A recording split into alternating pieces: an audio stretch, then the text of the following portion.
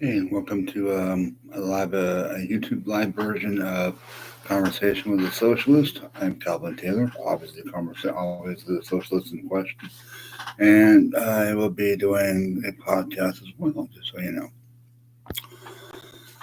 Anyway, I wanted to express my opinion on some recent news. I find it interesting that people still think that because Nancy Pelosi was reelected by a big margin in her district against the progressive Mr. Buttar, I think it was like 72 to 22, so she pretty much cleaned this clock on that. But for people to think that she'll do anything in regards to a relief package, in my opinion, I don't think that's going to happen until after Biden is sworn in, and even that's going to be probably less than what even Trump has said he wanted to do, quote unquote, wanted to do. Um, I think it was a foolish game for progressives to think that the Democratic Party have wanted to do anything in regards to the leftist type of policies. The DNC have turned into basically the moderate Republican of the 80s and 90s, whereas the Republicans have become more the ultra right, far too religious fanatical kind of party. And very much hypocritical. Same thing with DNC. DNC is the same thing about certain policies and certain things that need to be done, or that doesn't need to be done really. Let's see, under George H.W. Bush, they wanted to deregulate the banks. They couldn't do that, but under Bill Clinton, they were able to. In fact, E. Warren had, if I got the story right anyway, E. Warren, who was a professor, I think at Harvard, I could be wrong about that, but at Harvard, or a prestigious college, was teaching economics and tax regulation, I think. And Clinton, who heard of E. Warren, came in to ask about taxations and how to manipulate it, basically. And because I guess there was a legislation coming onto the floor about repealing Glass-Steagall. E. Warren had told Clinton about Glass-Steagall, and if you do this, they'll do that. So effectively, everything was because Eve Warren had, by the way, I'm referring to Elizabeth Warren, had had basically say this is how you do this. I wouldn't do this, but this is how you do this. And that's what happened.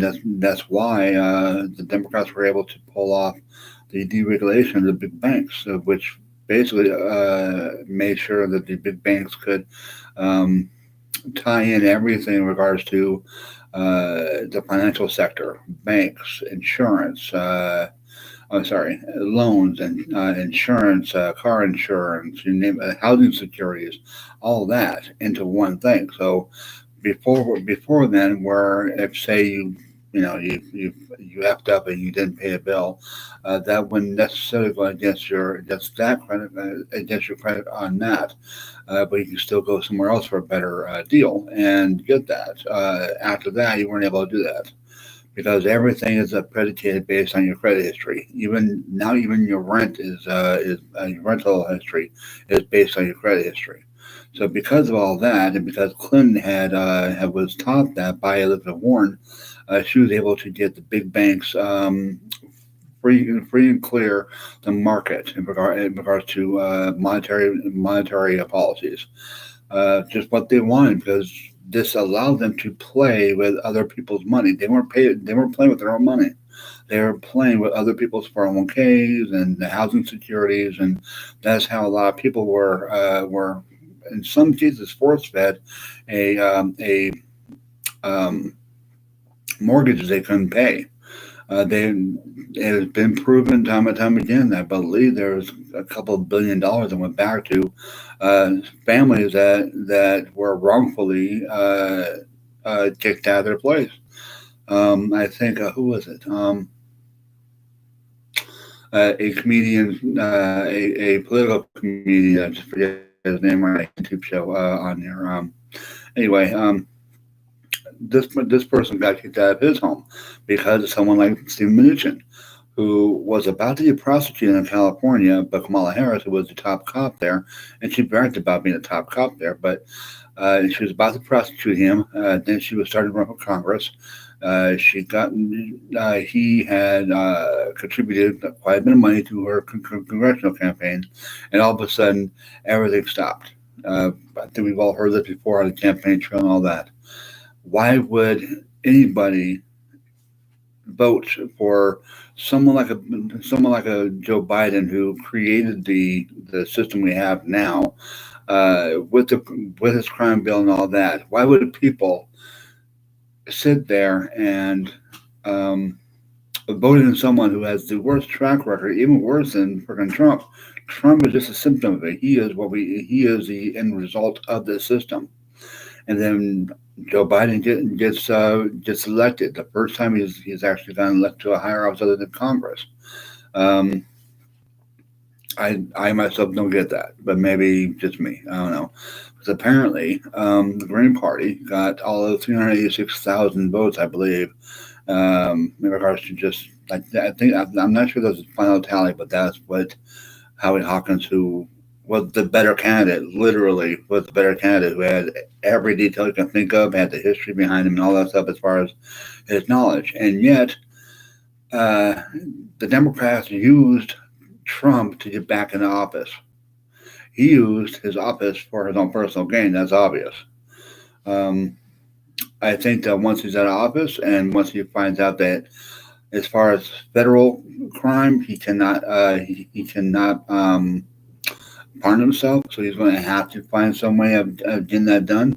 Then I hear that only $8,000 of contribution. If you contribute $8,000 to his defense fund, that will go to the defense fund. But if you do lower, that goes to him. So it's in its own way a scam as well. And just to remind you, I just dropped two episodes, one of which was about socialist news from socialist websites, the essay, which hasn't really had any news. SPUSA hasn't really either.